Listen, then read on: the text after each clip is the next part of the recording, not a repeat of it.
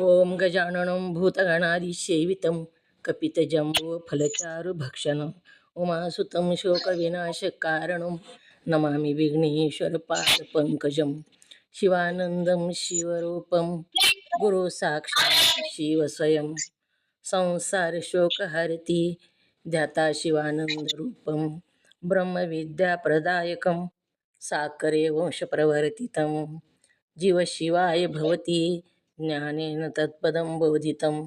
जय मंगलम जय नमः पार्वतीपते शिव हर हर महादेव। वंदे श्रीमद्रामं सद्गुरो मती शांती शीतया श्लेष्ठं कामादि राक्षसारी भवजलधौ तत्वबोध सेतुकरम्।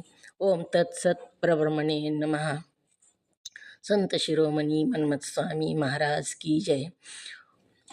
सद्गुरु सिद्धारूढ स्वामींच्या चरणी वंदन करून श्रोत्रिय ब्रह्मनिष्ठ सद्गुरू शिवानंद स्वामी परभणीकर माझ्या हृदयामध्ये स्थापित करून सद्गुरू पंडित पितांबरजींना वंदन करून जगद्गुरू शंकराचार्यांना वंदन करून जगद्गुरू पंचाचार्यांना वंदन करून त्रिकाल वंदनीय गुरुमाऊली लिंगायक्य गुरु महालिंगेश्वर शिवाचार्य महाराज यांच्याही चरणी अनंत कोटी प्रणिपात करून श्रोत्रिय ब्रह्मनिष्ठ सद्गुरू महादेव कुंभार आप्पाजी यांच्याही चरणी कोटी कोटी प्रणिपात करून आपण पंचीकरण ग्रंथामध्ये प्रवेश होऊया।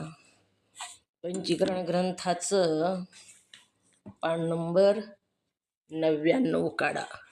कालच्या भागामध्ये आपण स्थूल देहाला अन्नमय कोश का म्हणतात ही बघितलं। शिष्याचा प्रश्न होता, स्थूल देहाला अन्नमय कोश का म्हणतात ते कृपा करून सांगावे। तर सद्गुरूंनी स्थूल देहाला अन्नमय कोश का म्हणतात ही काल सांगितलेलं आहे। तर ते समजलं असेल तर सांगून बघा। ओम नमः शिवाय हातवरी करा। अन्नमय कोश कशाला म्हणतात? सुनंदा पाटील सांगा, अन्नमय कोश कशाला म्हणतात?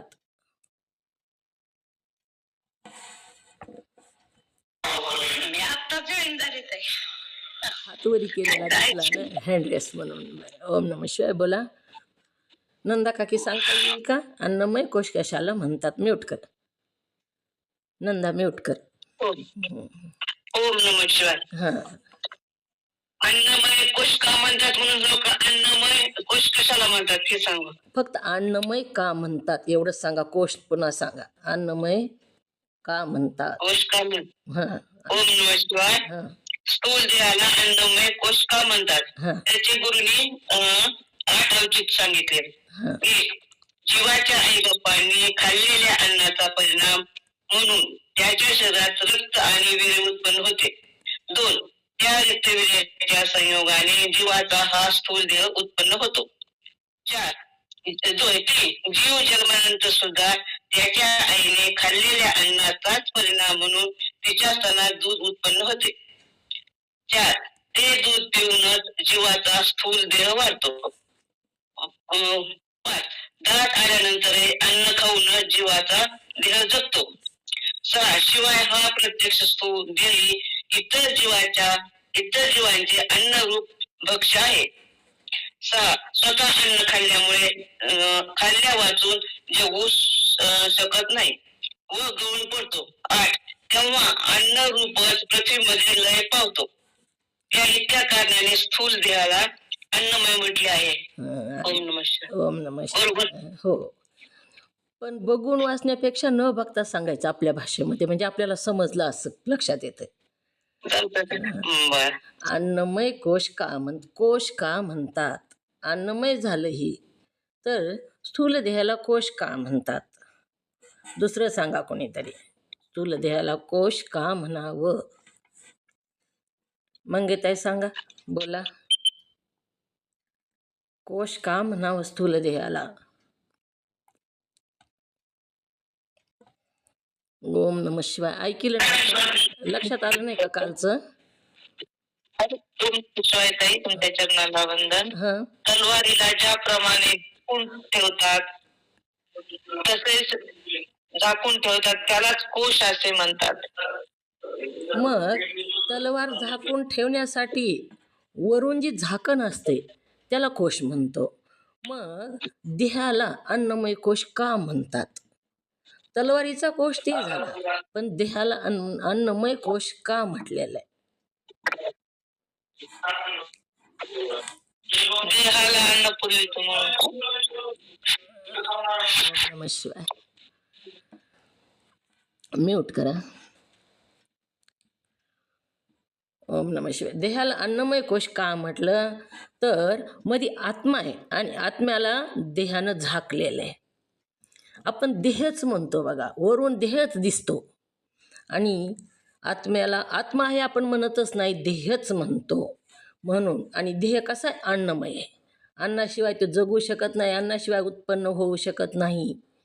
आईवडिलांनी अन्न खाल्ल्यापासून रक्तवीर्य उत्पन्न होतं आणि त्यापासूनच ध्येय उत्पन्न होतं.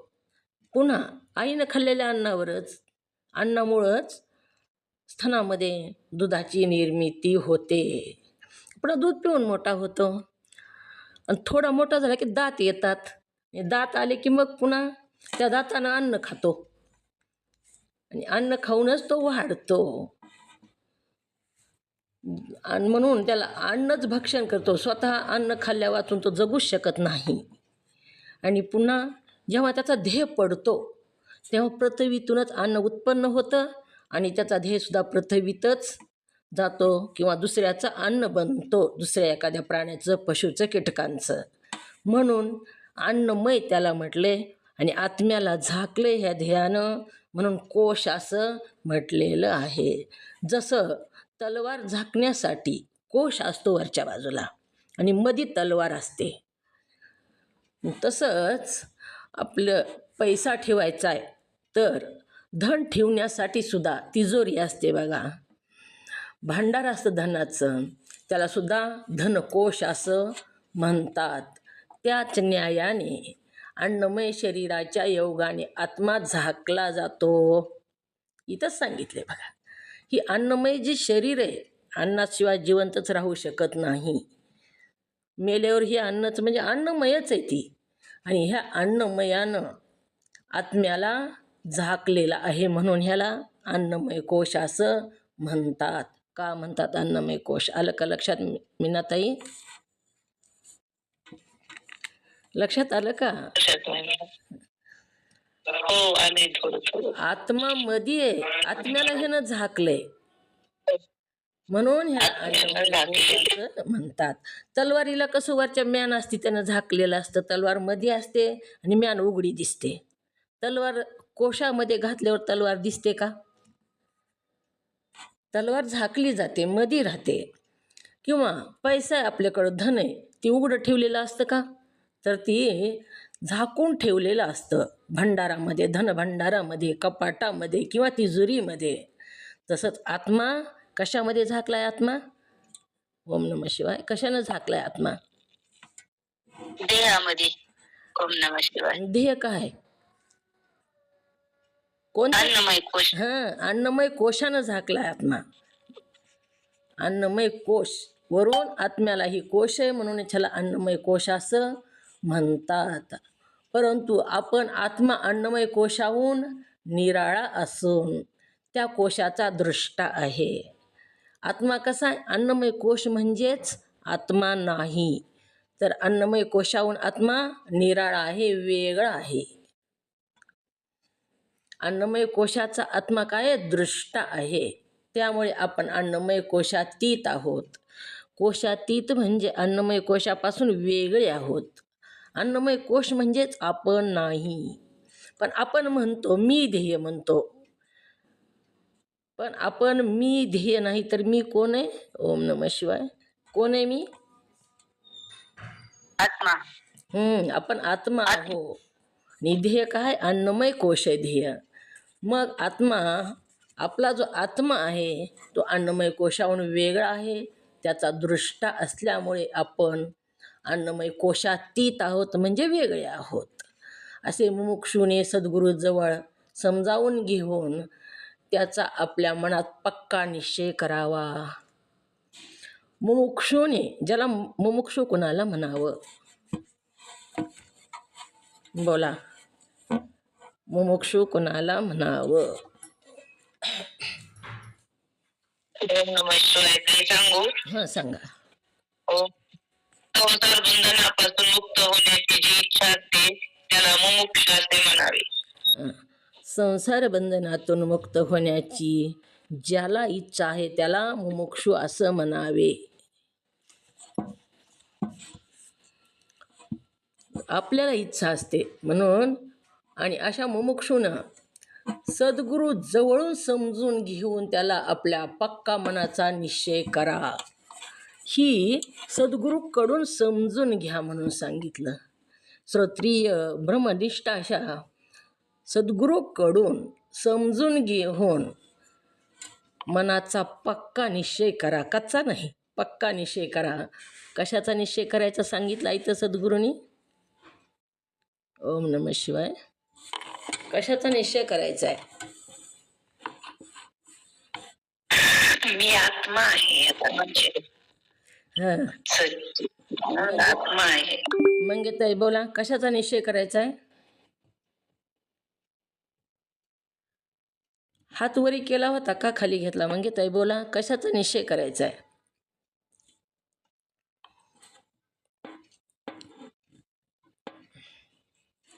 मी अन्नमय कोश नाही तर मी आत्मा आहे, आणि ह्याच्यापेक्षा मी अन्नमय कोशापेक्षा वेगळा आहे.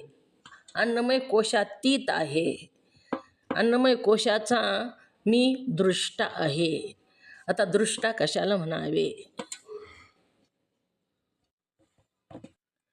ओम नमः शिवाय. बोला ना, काय झाले? बोला, दृष्टा कशाला म्हणावे? कळ ना का काहीच? बोला सुनंदाताई, दृष्टा कशाला म्हणावे? अन्नमय कोशाहून भिन्न राहून त्याला जाणतो पाहतो त्याला दृष्टा म्हणतात. आणि इथं दृश्य काय? दृश्य अन्नमय कोश. हा, अन्नमय कोश दृश्य आहे, आणि मी अन्नमय कोशापासून कोशातीत असून अन्नमय कोशाचा काय मी दृष्टा आहे. असा मनाचा पक्का निश्चय करावा म्हणून सांगितलं. सद्गुरूला शरण जाऊन सद्गुरूकडून ज्ञान घेऊन निश्चय करावा. सद्गुरू कोणाला म्हणावं? बोला नंदा काकी, सद्गुरू कोणाला म्हणावं? सद्गुरू कोणाला म्हणावे? सत्य वस्तूचे ज्ञान करून देतात त्याला सद्गुरू असे म्हणावे. ओम नमः शिवाय. ओम नमः शिवाय. सत्य वस्तूचं ज्ञान करून देतात त्यांना सद्गुरू म्हणावं. मग सत्य वस्तू म्हणजे काय? सत्य वस्तू कशाला म्हटलेलं आहे इथं? आत्मा ही सत्य वस्तू आहे, आणि त्याच्या व्यतिरिक्त सर्व अनित्य आहे. म्हणून आत्मज्ञान करून देतात त्यांना सद्गुरू म्हणावं. सद्गुरू कसे असावे? आपल्याला आत्मज्ञान करून घ्यायचंय, सद्गुरूकडे जायचंय. मग कोणत्या सद्गुरूकडे जावं? त्यांचे गुण कोणते असायला पाहिजे सद्गुरूकडे आपल्याला आत्मज्ञान करून घेण्यासाठी? सद्गुरू म्हणावं कुणाला? ओम नमः शिवाय. सद्गुरू कोणाला म्हणावे? ब्रह्मनिष्ठ सद्गुरू, स्तोत्रीय ब्रह्मनिष्ठ सद्गुरू, आणि ब्रह्माचं ज्ञान करून देतात त्याला सद्गुरू असे म्हणावे. श्रोत्रिय ब्रह्मनिष्ठ दयाळू कृपाळू असे सद्गुरू असायला पाहिजे. श्रोत्रिय आणि ब्रह्मनिष्ठ. हां, श्रोत्रिय म्हणजे काय? श्रोत्रिय कुणाला म्हणायचं? आता सद्गुरूकडे जायचंय, आपल्याला ज्ञान करून घ्यायचंय. मग श्रोत्रिय सद्गुरूकडे जायचंय. तर श्रोत्रिय सद्गुरू कसे ओळखायचे? कुणाकडं जायचं? श्रोत्रिय आणि ब्रह्मनिष्ठ. ओम नमः शिवाय. अभ्यास करायचा, नुसतं ऐकायचं 1 तास नाही, पुन्हा सुद्धा मनन करायचंय. ज्याने अनेक शास्त्राचा अभ्यास केलेला आहे, अनेक शास्त्र वाचून त्याचा अंगीकार केलेला आहे, त्या सद्गुणाचा अनेक श्रोती जे आहेत त्याचा अभ्यास करून त्याच्याकडं ज्ञान आहे, ती आत्मज्ञान, असे श्रोत्रिय ब्रह्मनिष्ठ म्हणजे ब्रह्मावर अत्यंत निष्ठा आहे त्यांची, असे सद्गुरू असायला पाहिजे. आणि दयाळू आणि कृपाळू. दयाळू कुणाला म्हणावं तर जन्ममरणाच्या फेऱ्यामध्ये जे अडकलेला जीव आहेत ह्यांची दया येऊन त्यांना त्या प्रवाहातून जे बाहेर काढतात, वाहत जाणाऱ्या ह्या प्रवाहातून बाहेर काढतात, त्यांना दयाळू असं म्हणावं. एका साधूचा संताचा दृष्टांत तुम्हाला दिलेला होता. एक विंचू वाहून जाऊ लागला. सांगता का कुणी? कोणता दृष्टांत दिला होता विंचवाचा, आहे का लक्षात? ओम नमः शिवाय. सांगू का? हो सांगा. एक साधू होता, तो गंगेवर स्नानासाठी गेला असताना त्याला एक विंचू पाण्यातून वाहत असताना दिसला. त्यानं तो विंचू हातात घेतला आणि तो बाहेर चालला. पण त्याला काय केलं, त्याला हातात घेतला की तो विंचू त्याला दोष म्हणजे चावायचा, दोष करायचा. ते पुन्हा पाण्यात पडायचा. ते नंतर त्याला पुन्हा घ्यायचे, पुन्हा ते पाण्यात पडायचा. म्हणजे असं खूप वेळ झालं. मग म्हणले, कुणीतरी विचारलं तुम्ही असं का करता? तर म्हणजे चावणं हा त्याचा गुणधर्म आहे, पण त्याला वाचवणं हे गुरुचं म्हणजे दैव होते, त्यांची इच्छा होती त्याला वाचवावं म्हणून. ओम नमः शिवाय. ओम नमः शिवाय. बरोबर. हो. विंचू वाहून जाऊ लागलेला होता. मग ह्या प्रवाहामध्ये वाहून जाऊ लागलेला विंचू संताला बघवत नाही वाहत चाललेलं. म्हणून एक पान घेतलं आणि पानावरून त्याला बाहेर काढण्याचा त्यांनी प्रयत्न केला. परंतु ते बाहेर काढताना त्याने हातात घेतल्याबरोबर डंक मारायचा त्याचा, आणि डंक मारल्याबरोबर त्रास झाल्यामुळं हात हालायचा, आणि हात हल्ला की विंचू पुन्हा पडायचा. असं केलं तेव्हा एकाने विचारलेलं आहे, जाऊ द्या की वाहत त्याला, म्हणले त्याला वाचवण्याचा तुम्ही का प्रयत्न करता? तो तुम्हाला डंक मारतो तरी तुम्ही त्याला वाचवण्याचा प्रयत्न करता. तेव्हा संत म्हणू लागले, त्याचा डंक मारणे हा त्याचा धर्म आहे, परंतु त्याला वाचवणे हा माझा धर्म आहे. तसेच संत असतात. आपण सुद्धा ह्या संसाररूपी जन्ममरणाच्या प्रवाहामध्ये वाहत आहोत, वाहून जात आहोत, दिशाहीन वाहत आहोत. आपण काही दिशा माहीत नाही आपल्याला, कुठं जायचं, कुठून आलो, काहीसुद्धा माहीत नाही. सद्गुरू आपल्याला समजून सांगून, सद्गुरू आपल्यावर कृपा करून, दया करून कितीदा जरी विचारलं तरी सांगतात, आणि आपल्याला ह्या प्रवाहाच्या बाहेर, जन्ममरणाच्या दुःखाच्या बाहेर काढण्याचा प्रयत्न करतात. त्यांनाच दयाळू असं म्हणावं. म्हणून ब्रह्मनिष्ठ असावे, श्रोत्रिय ब्रह्मनिष्ठ आणि दयाळू सद्गुरू असावे, आणि कृपाळू असावे. अडाणीत आपण, आपल्याला काहीच माहीत नाही, आणि निस्वार्थ आहे त्यांचा, काहीच घेत नाहीत, परंतु आपल्यावर ते कृपा करतात, आपल्याला ते ज्ञान सांगतात. ह्याला कृपाळू असं म्हणावं.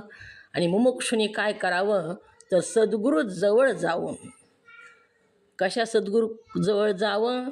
गुरु आणि सद्गुरू फरक आहे. गुरु कोणाला म्हणावं? ओम नमः शिवाय. सगळं लिहून दिलेलं, विसरून गेलं तुमचं. गुरु कोणाला म्हणावं?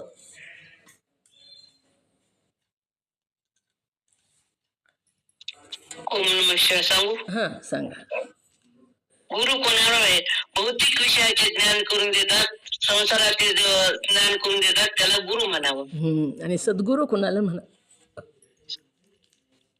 सत्य विषयाचे ज्ञान करून देतात, त्याला सद्गुरू असे म्हणावे. सत्य वस्तूचं, सत्य वस्तू आहे आत्मा, विषय नाही आत्मा, वस्तू आहे आत्मा. सत्य वस्तूचे ज्ञान करून देतात, त्यांना सद्गुरू असे म्हणावं. आणि गुरु, अनेक गुरु असतात. शाळेतले गुरु वेगळे, पहिलीचे गुरु वेगळे, दुसरीचे गुरु वेगळे, माध्यमिक शाळेतले गुरु वेगळे, किंवा एखादं संगीताचं ज्ञान करून देणारे गुरु वेगळे, एखादी कला शिकवणारे गुरु वेगळे, असे गुरु अनेक असतात. पण जे सत्य वस्तूचं ज्ञान करून देतात त्यांना मात्र सद्गुरू असं म्हणावं.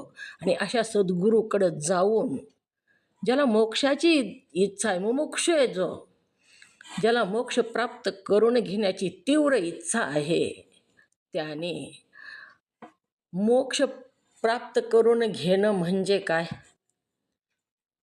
जन्ममरणातून मुक्त करणं. अत्यंत दुःखाची निवृत्ती आणि परमानंदाची प्राप्ती, ह्यालाच मोक्ष असं म्हटलेलं आहे. मुमुक्षु आणि मोक्ष वेगळे वेगळे व्याख्या आहेत. तर समजून घेऊन त्याला आपल्या मनाचा पक्का निश्चय करावा.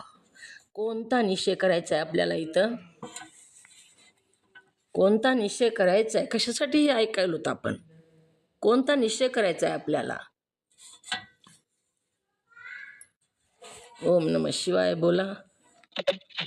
जन्म मरणाच्या दुःखातून आणि मोक्ष प्राप्तीसाठी. ओम नमः शिवाय. सच्चित आनंद. जन्म मरणाच्या दुःखातून बाहेर पडायचंय म्हणजे मोक्ष प्राप्ती करून घ्यायची, आणि मोक्ष प्राप्त करून घेण्याचाच पक्का निश्चय करायचा आहे. अशा रीतीने स्थूल देहाचे वर्णन केल्यानंतर आता पुढे मी त्याच्या अवस्थाधिकाचे वर्णन करतो. पुढे जाऊन उपयोग नाही हो, तुम्हाला काही ना मागलचं बी पाठवायला पाहिजे. आता चोपाई. गुरु म्हणतात, जागृत अवस्था नेत्रस्थान, वैखरी वाचा स्थूल भोग जाण, क्रियाशक्ती रजगुण मान, आकार मात्रा विश्वाभिमान. स्थूल देहाची जागृत अवस्था जी आणखी 8 तत्वे आहेत, त्यातील प्रत्येकाचे नाव व वर्णन पुढे दिलेले आहे. कोष्टक दिलेले टेबल पुढील पानावर आहे असं सांगू लागलेले आहेत. तर ही चोपाई जी आहे, ह्या चोपाईमध्ये जागृत अवस्थेचे 8ही तत्व सांगितलेले आहेत. म्हणा ही चोपाई, ह्याच्यात 8 तत्व कोणते ते लक्षात येईल. पुन्हा मीनाताई वाचा चोपाई अजून एक वेळेस. ओम नमः शिवाय ताई. गुरु म्हणतात, जागृत अवस्था नेत्रस्थान, वैखरी वाचा स्थूल भोग जाण, क्रियाशक्ती रजो गुणमान, आकार मात्र विश्वाभिमान. स्थूल देहाची जागृत अवस्था जी आणखी 8 तत्वे आहेत, त्यातील प्रत्येकाचे नाव व वर्णन पुढे दिल्याप्रमाणे आहे. ओम नमः शिवाय. ओम नमः शिवाय. जागृत अवस्था किती आहेत? म्यूट करा. ओम नमः शिवाय सांगू. किती अवस्था आहेत? अवस्था 3 आहेत. कोण? जागृती, एक जागृती, 2 स्वप्नी आणि 3री सुसुप्ती. जागृती, स्वप्न आणि सुसुप्ती ह्या 3 अवस्था आहेत. तर इथं काय जागृत अवस्थेचं वर्णन चाललेलं आहे. जागृत अवस्था नेत्रस्थान, जागा असल्यानंतर मुख्य भाग जो असतो तो नेत्र असतात बघा. जागृत अवस्था नेत्रस्थान, वैखरी वाचा असते जागृत अवस्थेमध्ये, आणि स्थूल भोग असतो.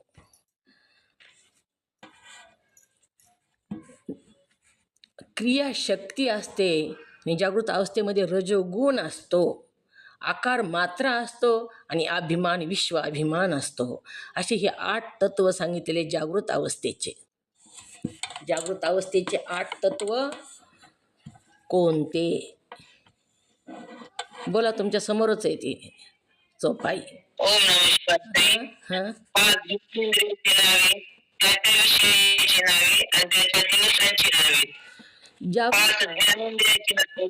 नाही, जागृत अवस्थेचे तत्व नेत्रस्थाने जागृत अवस्थेचं, वैखरी वाचा, स्थूल भोग, क्रियाशक्ती, रजोगुण, आकार मात्रा आणि विश्वाभिमान, ही 8 स्थान आहेत. जागृत अवस्थेचे 8 स्थान आहेत. आणि जागृत आहे ना ह्याच्यामध्ये चौपाईमध्ये दिलेली ती 8. मग घ्या लिहून. एक जागृत अवस्था,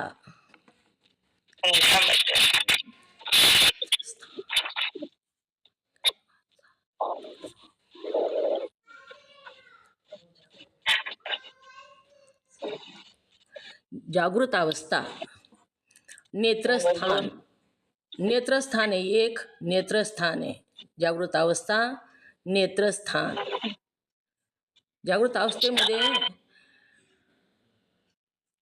नेत्रामध्ये जागृत अवस्थेचे जास्त टक्के ही जास्त अवस्था असते नेत्रामध्येच. वैखरी वाचा असते जागृत अवस्थेमध्ये.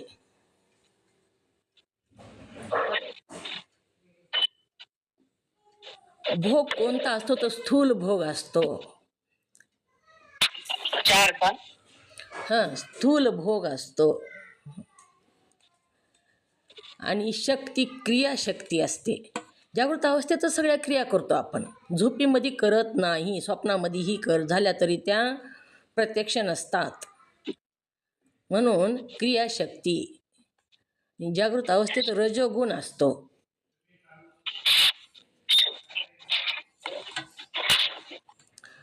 आकार मात्रा आणि विश्वाभिमान.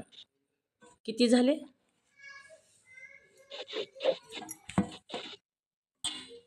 विश्वाभिमान वेगळं का? विश्वाभिमान. रजोगुण 7 झाले ते. जागृत अवस्था 1, नेत्रस्थान 2, वैखरी वाचा 3, स्थूल भोग 4, क्रियाशक्ती 5, रजोगुण 6, आकार मात्रा 7, विश्वाभिमान 8. ही 8 तत्व सांगितले. तर पुढे आणखीन आहे जागृत अवस्थेच्या कोष्टकात पुढे दिलेलं, तिथं बघू आपण. आता कोष्टक बघूया आधी. जागृत अवस्थेचं कोष्टक पान नंबर 100. जागृत अवस्थेतील 8 तत्वाचे कोष्टक. आता जागृत अवस्थेमध्ये एकूण इथं कर्म इंद्रिय 5, ज्ञान इंद्रिय 5 आणि अंतःकरण 4. किती झाले? 14. किती झाले तत्व? 14 तत्व. तर जागृत अवस्थेमध्ये ही 14 तत्व असतात. आणि जागृत अवस्थेमध्ये त्यांचे विषय आणि दैवता त्रिपुटी असल्याशिवाय व्यवहारच होत नाही. मग जागृत अवस्थेतला व्यवहार कसा होतो ही इथं सांगत आहेत. तर जागृत अवस्थेमध्ये 5 ज्ञानेंद्रिय जी आहेत. पहिलं ज्ञानेंद्रिय कोणतं? श्रोत्र, त्वचा, चक्षु, जिव्हा आणि घ्राण. ही 5 ज्ञानेंद्रिय सांगितले. ही 5 ज्ञानेंद्रिय आहेत. तर त्यांचे विषय कोणते? श्रोत्राचा विषय शब्द आहे. आपण श्रोत्र म्हणजे कान, कानाने शब्द आपण ऐकतो, म्हणून श्रोत्राचा विषय काय आहे? शब्द आहे. आणि दिशा दैवता असल्याशिवाय आपल्याला शब्द ऐकू येत नाही. ही तिन्ही असायला पाहिजे तरच ही सिद्ध होतं. आता कानच नाही, शब्द आहे आणि दिशा आहे तरीसुद्धा ऐकायला येत नाही. किंवा कान आहे, श्रोत्र म्हणजे कान, दिशा पण दैवता आहे आणि शब्दच नाही बोलला तर सुद्धा ऐकायला येत नाही. किंवा श्रोत्र आहे, शब्द आहे आणि दैवता नसेल तरीसुद्धा ऐकायला येत नाही. म्हणून त्रिपुटी असल्याशिवाय व्यवहारच होत नाही. मग इथं त्रिपुट्या दिलेल्या आहेत. तर जागृत अवस्था ची त्रिपुटी. श्रोत्र, जागृत अवस्थेत श्रोत्र हे ज्ञान इंद्रिय आहे, शब्द ही त्याचा विषय आहे आणि त्याची दैवता कोणची आहे? तर दिशा दैवता आहे. श्रोत्रची दैवता कोणती? दिशा दैवता. त्वचा, त्वचा म्हणजे चमडी. चमडीचा विषय कोणता? चमडीनं आपल्याला त्वचेनं काय होतं? स्पर्श होतो. आणि ह्याची दैवता वायू आहे. त्वचा म्हणजे चमडी, चमडीला स्पर्श विषय आहे चमडीचा आणि वायू दैवता आहे. तर वायू दैवता असल्याशिवाय आपल्याला स्पर्श जाणवत नाही आणि त्वचा असल्याशिवाय पण स्पर्श जाणवत नाही. म्हणून ही त्रिपुटी असल्याशिवाय व्यवहार सिद्ध होत नाही. तर तिसरं ज्ञानेंद्रिय चक्षु. चक्षु म्हणजे डोळा. आता डोळ्यानं आपण काय करतो? तर रूप बघतो. डोळ्यानं काही ना काही रूप बघतो आणि त्याची दैवता सूर्य आहे. सूर्य दैवता असल्याशिवाय रूप आपल्याला बघता येत नाही. त्रिपुटी असल्याशिवाय व्यवहार सिद्ध होतच नाही. जिव्हा, जिव्हा म्हणजे जीभ. जिभेनं काय करतो? रस चाकतो. मग रस चाकायला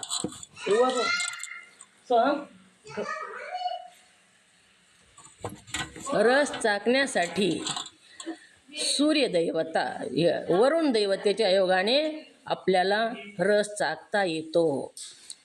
5वं ज्ञानेंद्रिय घ्राण म्हणजे नाक. ह्यानं काय करतो? गंध घेतो.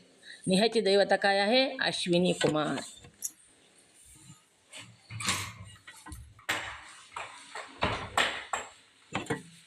तर अश्विनी कुमार दैवता असल्याशिवाय आपल्याला गंध घेता येत नाही. तर शब्द ऐकिला कानाने हो दिशा दैवतेच्या योगाने, स्पर्श घेतला त्वचेने हो वायुदैवतेच्या योगाने, रूप देखिले चक्षुने हो सूर्यदेवतेच्या योगाने, रस चाकला जिबेने हो वरुण देवतेच्या योगाने, गंध घेतला घ्राणाने हो अश्विनी कुमाराच्या योगाने, सद्गुरु म्हणे यांना पाही याच्यातून तू वेगळा राही रे. अशा प्रकारे ही सगळ्याला बघ म्हणतात सद्गुरू, आणि ह्याच्यापासून तू वेगळा राहा. तर शब्दाचे स्तोत्र ह्याची दैवता कोणती? बोला. श्रोत्र म्हणजे काय? कान. ह्याची दैवता कोणती? बोला बरं. श्रोत्राची दैवता कोणती?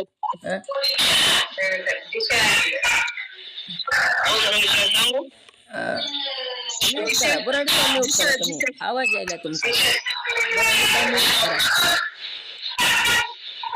बुरांडीचा म्यूट करा.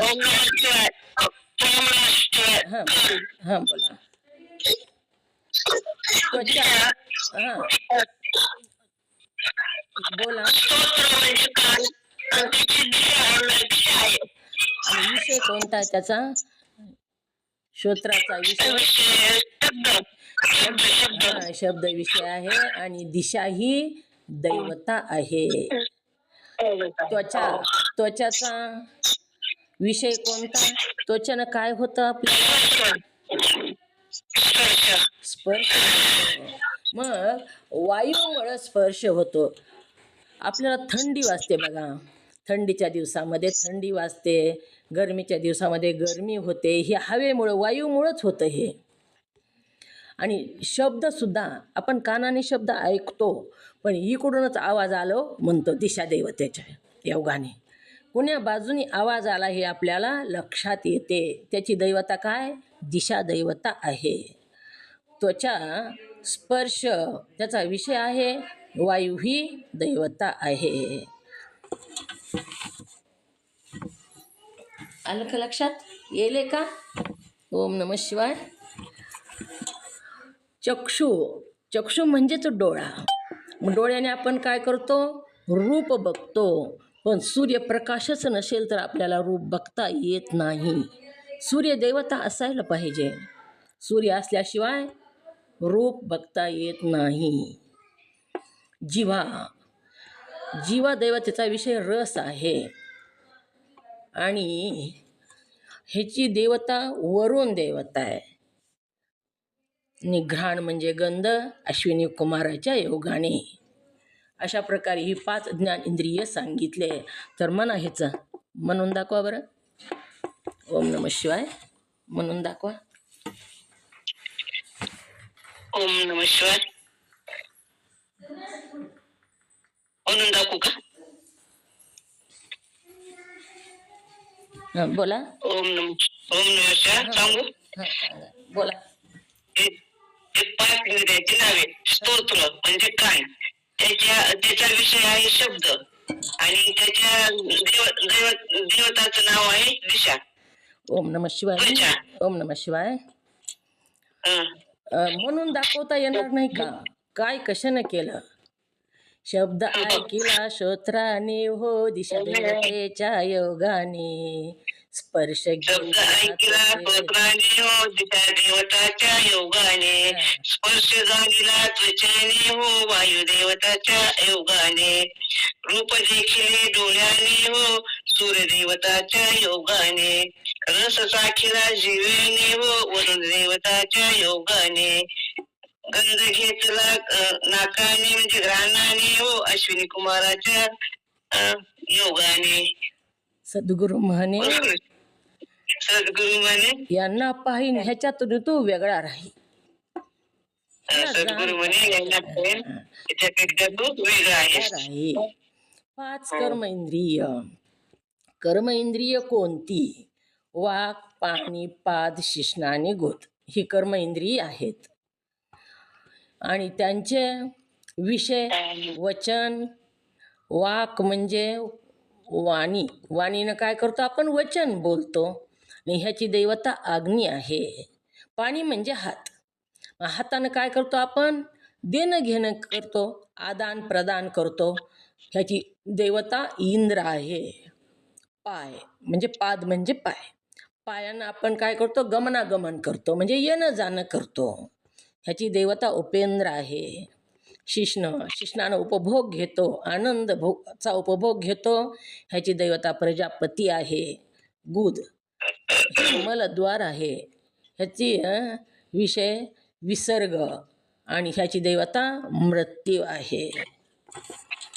ओम नमः शिवाय. मीनाताई वाचाही. हां. ओम नमः शिवाय. ताई तुमच्या चरणाला वंदन. मी आता जॉईन झाले बघा. ओम नमः शिवाय. मीनाताई दाखवा म्हणून ही. वचन बोलले वाणीनी हो अग्निदेवतेच्या योगाने. आदान प्रदान केले हाताने हो इंद्रदेवतेच्या योगाने. गमनागमन केले पायाने हो पिंद्रदेवतेच्या योगाने. आनंद भोगिला शिश्नाने हो प्रजापतीच्या योगाने. विसर्ग केला गुदाने हो मृत्यूदेवतेच्या योगाने. सद्गुरु म्हणे यांना पाहीन याच्यातून तू वेगळा राही रे.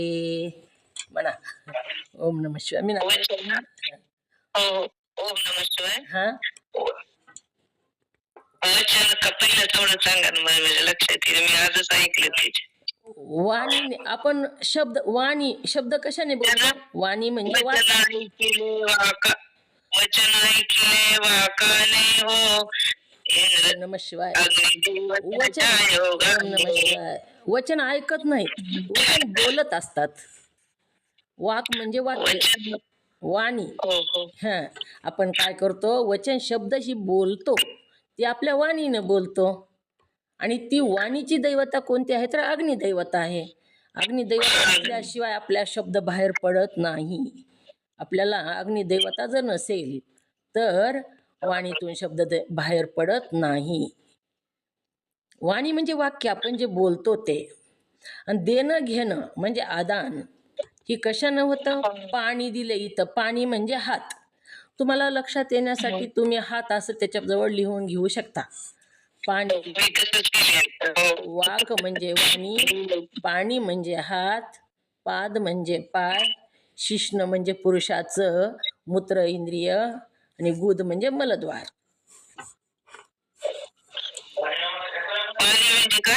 पाणी म्हणजे हात. हात. पाणी म्हणजे हात. तर हातानं आपण काय करतो? कोणतं कर्म करतो? हातानं देवाणघेवाण करतो.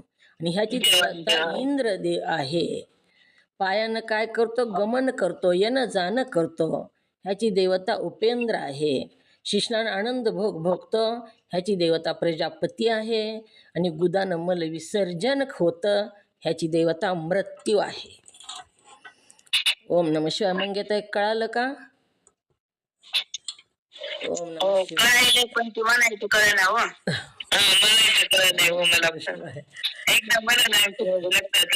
आता अंतकरण बघू आपण. सगळेच पण म्हणून दाखवले. 4 अंतकरण सांगितले. 4 अंतकरण कोणते? मन, बुद्धी, चित्त आणि अहंकार. ह्याची मनाची देवता काय आहे तर संकल्प विकल्प करणं हे विषय, आणि देवता चंद्रमा आहे. मनाचा विषय काय काय करतं मन? संकल्प विकल्प करतं. आणि देवता चंद्रमा आहे. बुद्धी निश्चय करते, त्याची देवता ब्रह्मा आहे. चित्त काय करतं? चिंतन करतं, त्याची देवता नारायण आहे. अहंकार अभिमान धरतो, त्याची देवता रुद्र आहे. ओम नमः शिवाय. पहिलं कळालं का कोष्टक ज्ञानेंद्रियाचं? 5 ज्ञानेंद्रिय कोणते? 5 ज्ञानेंद्रिय कोणते? बोला. ओम नमः शिवाय. कोणते? जीवा आणि ध्यान 5 ज्ञानेंद्रिय आहेत. हे 5 ज्ञानेंद्रिय आहेत. तर त्यांची देवता कोणत्या? दिशा, वायू, सूर्य, वरुण, अश्विनी कुमार. त्यांचे विषय कोणते? शब्द, स्पर्श, रूप, रस, गंध. तर आता श्रोत्र देवतेचा, श्रोत्र इंद्रियाचा देवता कोणती? श्रोत्र इंद्रिय जी आहे त्याची देवता कोणती? ओम नमः शिवाय. दिशा. दिशा. आणि विषय कोणता आहे? शब्द विषय. तर आता बघा, शब्द ऐकिला श्रोत्राने हो दिशा देवतेच्या योगाने, स्पर्श घेतला त्वचेने हो वायुदेवतेच्या योगाने, रूप देखिले चक्षुने हो सूर्यदेवतेच्या योगाने, रस चाखला जिभेने हो वरुण देवतेच्या योगाने, गंध घेतला घ्राणाने हो अश्विनी कुमाराच्या योगाने, सद्गुरु म्हणे यांना पाहीन याच्यातून तू वेगळा राही रे. लक्षात? कशाने घेतो आपण शब्द? ह्याचा अभ्यास करा, उद्या म्हणून दाखवा. असं जर म्हणलं तर लवकर पाठ होईल आपल्याला, नाही तर थोडं अवघड जातं पाठवायला. म्हणून आता ओम नमः शिवाय.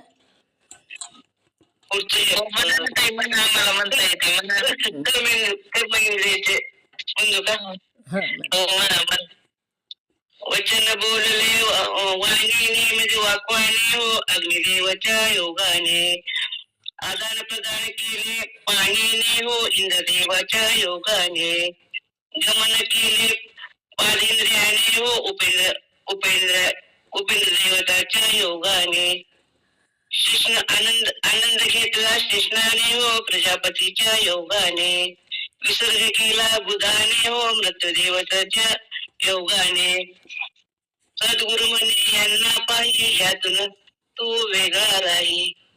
सद्गुरु म्हणे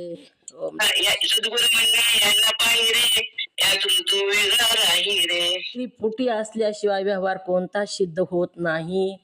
तर शब्द आपल्याला ऐकायचा आहे तर कान पण लागतात आणि दिशा पण लागते, दैवता पण लागते. दिशा जर नसेल तर आपल्याला ऐकू येत नाही. म्हणून ही त्रिपुटी आहे.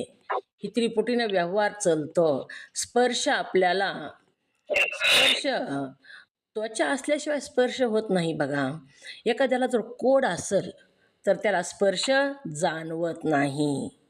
म्हणून स्पर्श घ्यायचा आहे तर त्वचा पण लागते आणि त्याची देवता पण लागते, वायू.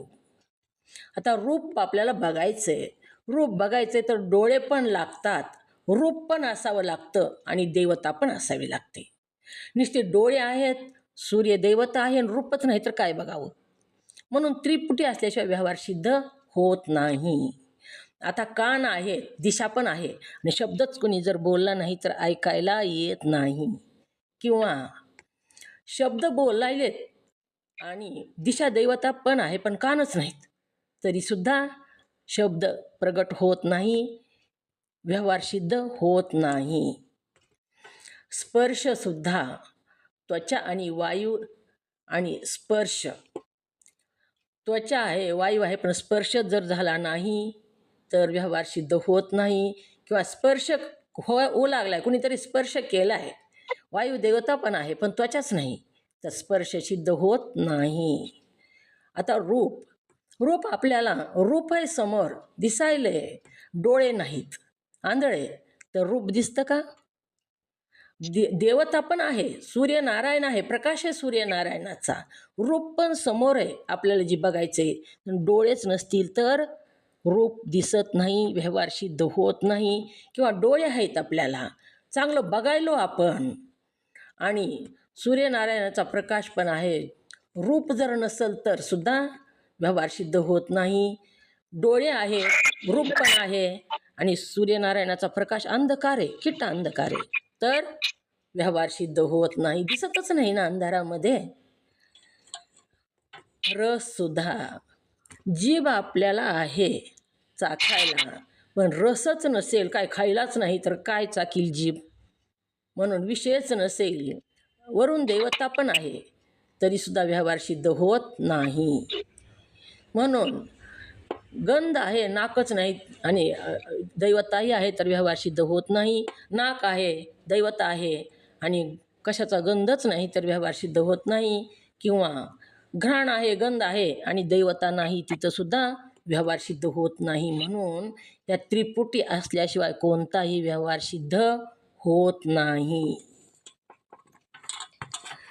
तर सगळ्याच ज्ञानेंद्रियाची त्रिपुटी असायला पाहिजे, कर्म इंद्रियाची सुद्धा त्रिपुटी असल्याशिवाय कोणताच व्यवहार सिद्ध होत नाही. आता वाक्य बोलायचे आपल्याला, वचन बोलायचे, तर मुख आहे, वचन बोलता येतं का? वाणीच नाही त्याला, तर वचन बोलता येत नाही. किंवा बोलता येतंय, वचन पण आहे, पण अग्निदेवता जर नसेल तर वचन बोलता येत नाही. पाण्यामध्ये अग्निदेवता नसते बघा, आपण पाण्यामध्ये बुडालेलो आहेत तर तिथं वचन बोलता येत नाही, तिथं अग्निदेवता नसते. म्हणून जिथं अग्निदैवत, तिन्ही त्रिपुटी असल्याशिवाय व्यवहार सिद्ध होत नाही. आणि हे सगळं जागृती अवस्थेत सांगू लागलेले आहेत. हात आहेत, आणि द्यायला देणं घेणं जर केलं नाही तर व्यवहार सिद्ध होत नाही. किंवा इंद्रदेवता नाही तर व्यवहार सिद्ध होत नाही. अशा प्रकारे ही त्रिपुट्या सांगितलेल्या आहेत. तर ह्या त्रिपुट्या तुम्ही वाचा, उद्या पाठ करून या. त्रिपुट्या पाठ झाल्याशिवाय आपल्याला ही लक्षात येत नाही. तर दुसरी त्रिपुटी मंगेताई म्हणता येईल का? म्हणून बघा, जयश्रीताई मंगेताई बघा म्हणून प्रयत्न करते. कर्म इंद्रियाची. वचन बोलले वाकाने, अग्नी देवच्या योगाने, आदान प्रदान केले हाताने. म्हणू का पाणी म्हणून म्हणा काही पण.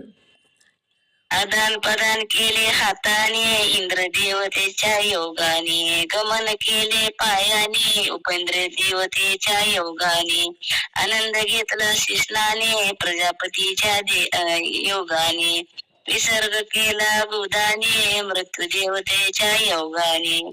आलं का? पुढचं म्हणा ना. त्याच्या पुढे ओम नमः शिवाय. मग ही उद्या पाठ करून या.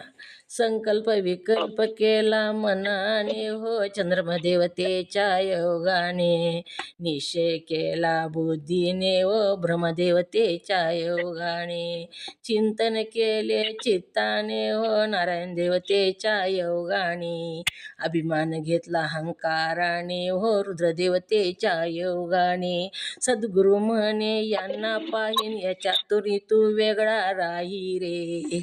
ह्याच्यातून वेगळं निघायचं आपल्याला. 42 तत्व, जी ही 42 तत्व होतात बघा. किती होतात ही तत्व? 5 कर्म इंद्रिय, 5 ज्ञान इंद्रिय, आणि 4 अंतःकरण. किती झाले?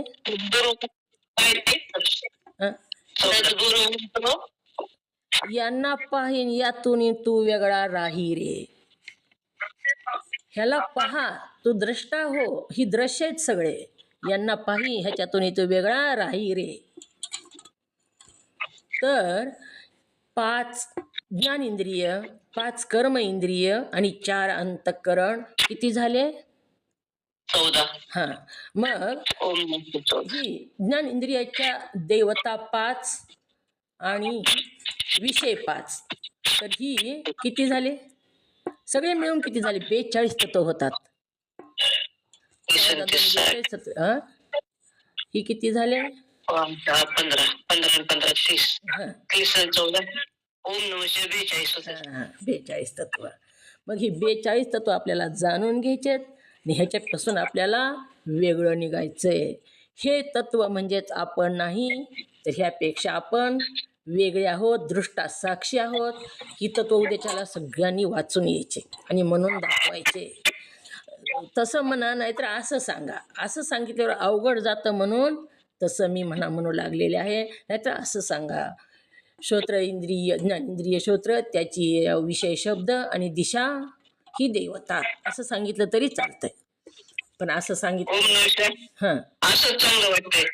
संकल्प केला मनाने हो चंद्रदेवताच्या योगाने. चंद्रमा देवतेच्या योगाने. योगाने. हां. निश्चय केला बुद्धीने हो ब्रह्मदेवाच्या योगाने. चिंतन केले चित्ताने हो नारायण देवताच्या योगाने. अभिमान केला अहंकाराने रुद्रदेवताच्या योगाने. पाठ करायचं आणि पाठ करून ही कॅमेरा ओपन करायचा, न बघता सांगायचं. कॅमेरा ओपन करायचा म्हणजे बघायला का नाही बघायला लक्षात येते माझ्याकडे बघून सांगायचं.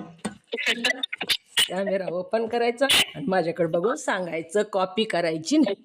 उद्या पाठ. ओम नमः शिवाय.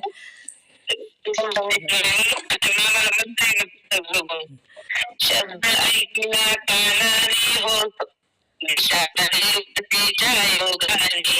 स्पर्श झाला त्वचेला हो वायुदेवतेच्या योगाने. रूप. ओम नमः शिवाय. स्पर्श घेतला त्वचेने हो वायुदेवतेच्या योगाने. स्पर्श घेतला त्वचेने हो वायुदेवतेच्या योगाने. रूप देखील चक्षुने हो सूर्यदेवताच्या योगाने. रस घेतला जीवाने हो वरुण देवतेच्या योगाने. गंध घेतला घ्राणाने हो अश्विनी कुमार देवतेच्या योगाने. रस चाखिला. ओम नमः शिवाय.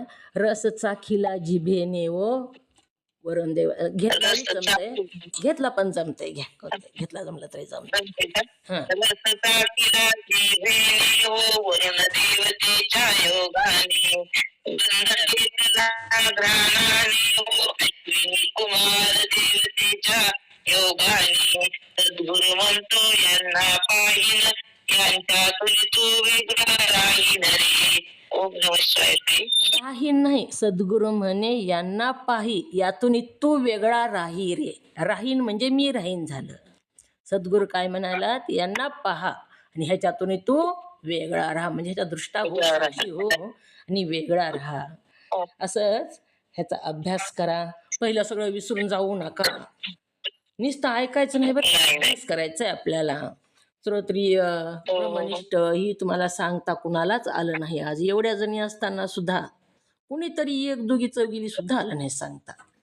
तर आपण विसरून जायचं नाही. आपल्याला अभ्यास करायचा आहे, मोक्षापर्यंत पोहोचायचंय. वाट धरलेली आहे, वाट सोडायची नाही, बसायचं पण नाही.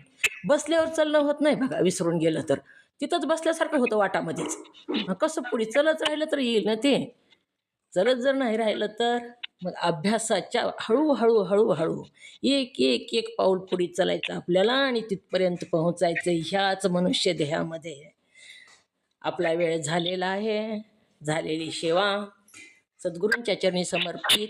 जे माझ्या मुखातून योग्य शब्द बाहेर पडले ते सद्गुरुनाथाचे, जे अयोग्य शब्द बाहेर पडले ते वाणीचा दोष. झालेली सेवा सद्गुरूंच्या चरणी तुम्हा सर्व मुमुक्ष जनांच्या चरणी समर्पित करून सेवेला पूर्णविराम. ओम नमः शिवाय.